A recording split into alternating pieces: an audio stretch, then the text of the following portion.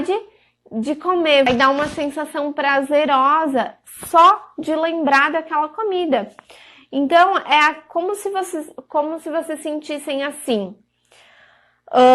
A fome emocional é aquela vontade que dá de comer isso aqui agora.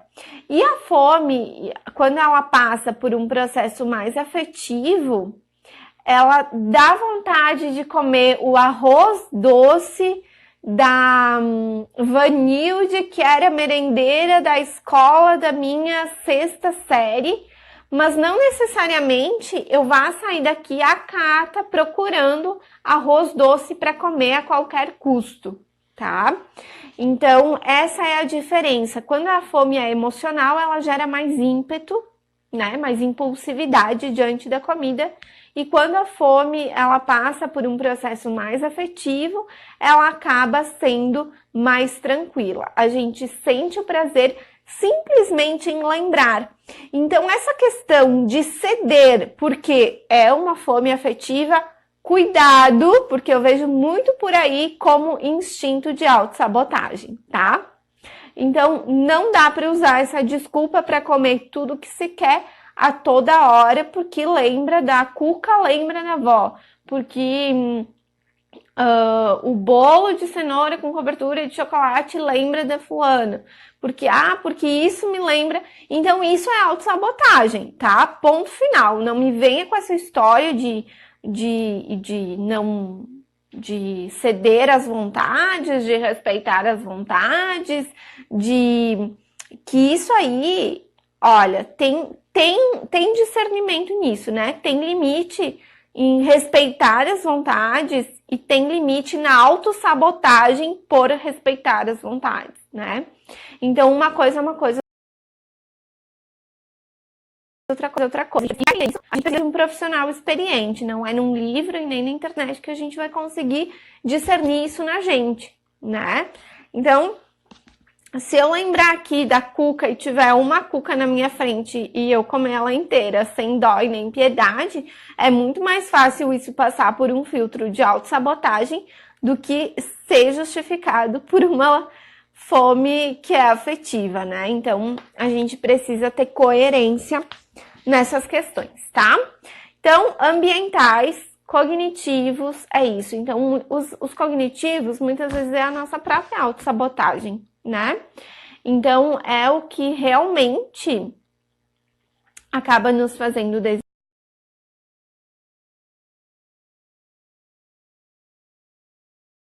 desistir. Porque também os desafios. Assim, mas comer saudável é mais caro, porque a dieta que a nutricionista me passou é cara, porque tem coisas muito diferentes do que habitualmente eu estou acostumada a comer, porque só que a gente não mede as questões de prioridade. Quando a gente tem uma prioridade, a gente valoriza essa prioridade, né? O que tu comia que era mais barato tá te levando ao objetivo que tu quer na tua vida, né?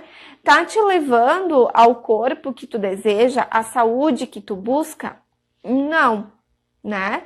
Então, vale a pena pagar um pouco a mais para ter o que você quer, o que você deseja, ou você vai continuar usando essa questão de não tenho dinheiro, de é mais caro, como um filtro de autossabotagem, né? Então, isso é muito comum. E eu me lembro nitidamente, assim, de uma vez que era a última sessão de uma paciente minha e quem apareceu na porta do consultório foi o esposo dela com uma notinha de supermercado me contando o quanto eles haviam economizado, né? Então, me lembro assim que ela contava que, por exemplo, agora eu não vou me lembrar o número exato, né? Porque faz acho que 1 ano e pouco, né? Então a memória já. Mas, por exemplo, de 4 fardos de cerveja foi reduzido para 1, né? Então, a economia no segundo, terceiro mês do programa foi nítida, né? Oi, Vale.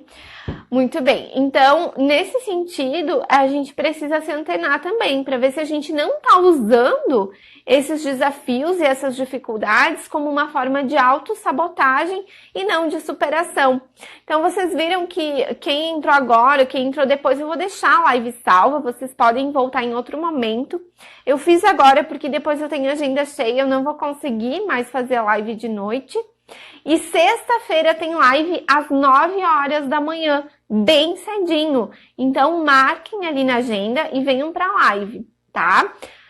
O tema vai ser o papel da aparência na nossa autoestima, tá? Então, tudo que a nossa aparência soma ali e que pode ou não interferir na nossa autoestima e, claro, né, nas nossas realizações, no que a gente faz que dá certo ou não, certo? Então, aqui, cognitivos foi... E os nossos pensamentos, as nossas autossabotagens é um desafio, e eu ouso dizer que é um dos maiores desafios, né? Porque a gente, quando a gente coloca, elenca tudo isso, a gente acaba achando que tudo isso é uma questão normal, do dia a dia, fome, a gente está usando isso como uma bengala para conforto, né? É muito mais fácil dizer eu não tenho dinheiro para comprar as coisas da dieta do que ir lá e mudar a tua rotina alimentar, né? O cérebro ele vai ficar muito mais confortável com as tuas desculpas do que com as tuas ações para mudar essa situação que não te deixa bem, tá? Então, por que eu coloco sempre como desafio, né? Porque se a gente usar a palavra dificuldade, se a gente colocar isso como uma coisa maçante, é muito mais fácil esse pensamento nos levar para baixo e fazer com que a gente desista do que necessariamente que a gente enfrente e supere isso. Então, quando a gente encara como um desafio na nossa vida, é mais fácil da gente superar, né? E a gente precisa encarar essas dificuldades, a gente precisa encarar, né, esses desafios como desafios, um degrau para a gente subir, para a gente ir para frente, combinado? E aí fica mais fácil de superarmos, né? Se a gente ficar se colocando ali justificativa, desculpas, enfim, vai ficar muito mais difícil da gente conseguir superar isso, né? Fica mais fácil a gente se resignar e pronto, né? Tá tudo bem assim. Então, não vou conseguir, pronto, né? Coisas que a gente tem falado muito nas lives agora, né? Do desafio também. Né? Então, resumindo, quem entrou agora depois pode acessar a live ali que eu vou deixar salva, certo? E resumindo, então a gente tem sim os principais desafios, que são os emocionais, os sociais e os ambientais, né? As nossas emoções, a nossa rede social, de amigos presenciais também, né? E os virtuais também, né? Muitas vezes aparece ali, né? Um sorvetão, um bolinho, e aí a gente fica com vontade de comer. Então, não é que a gente tenha que esconder o que a gente está comendo, né? Mas entender que isso faz parte de um gatilho, que isso vai ativar o gatilho para alguém sentir a vontade de comer, seja um ovo que tu postar ou seja um pedaço de bolo, né? Alguém vai ver isso como um estímulo para comer também, tá? Certo? Então, esses são os desafios, né? O que eu quero é que vocês tenham clareza do ponto que vocês estão e da onde vocês querem chegar. E para isso, eu tenho meu site disponível para vocês. É só baixar, tá? Tá lá, é gratuito. E aí, conduz direitinho, tem explicação e já tem a tarefinha para vocês fazerem e colocarem em prática, porque eu sou dessas, né? Tem explicação, mas já faz a tarefa que é para o conhecimento criar raiz e já coloca em prática, né? Dentro dessas 24 horas.